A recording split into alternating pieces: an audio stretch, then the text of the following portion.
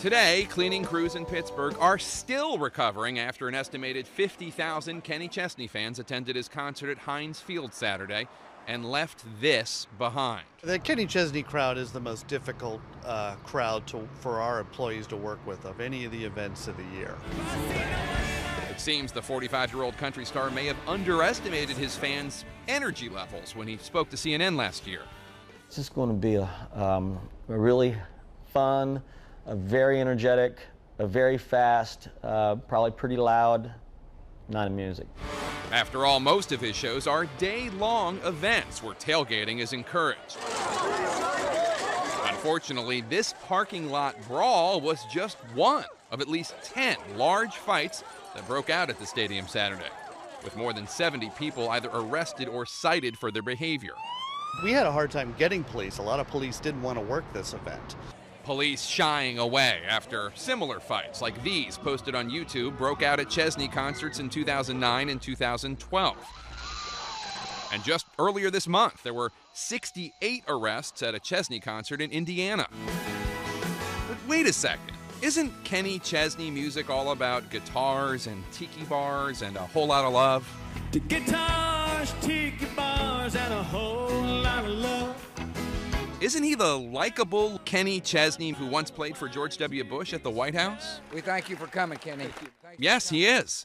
The muscle shirt wearing wonder has sold more concert tickets than any other artist in the last 10 years. $608 million worth since 2003, to be exact. But with these new images of the tour emerging, negative opinions are gaining momentum, even spawning a Ban Kenny Chesney from Pittsburgh Facebook page this week. Despite Kenny Chesney's historically wholesome image, here are fans that not necessarily are even a #1 Kenny Chesney fan, but just may be interested in the party more or less.